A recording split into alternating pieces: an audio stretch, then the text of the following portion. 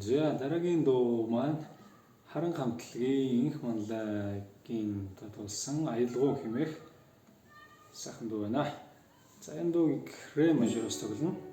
Зөвхөн хэмжээ бас 4/4. Ер нь 4/4 хэмжээгээр маш олон дуу тоглодог байгаа. За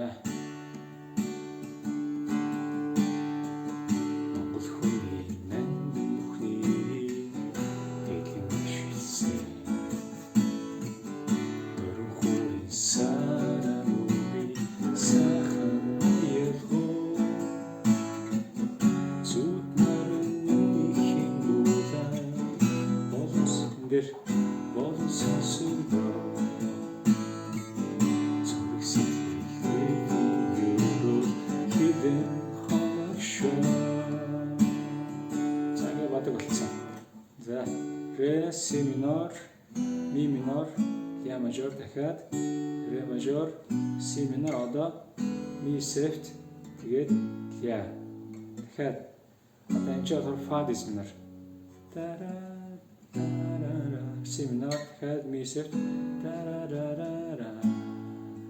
Тэгээд сүлд нь ре соль ля.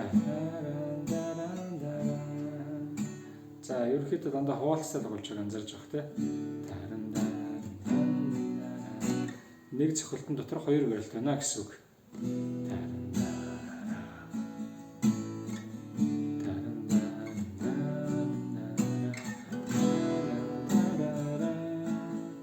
За ингээд адилхан явсараад ре соль ля ре гэж дуусчаа.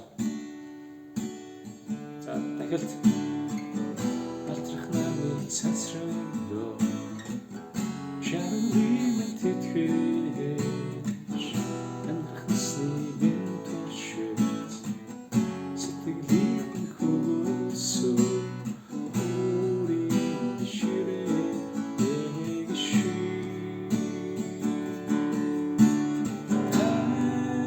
сайхан аялалаа.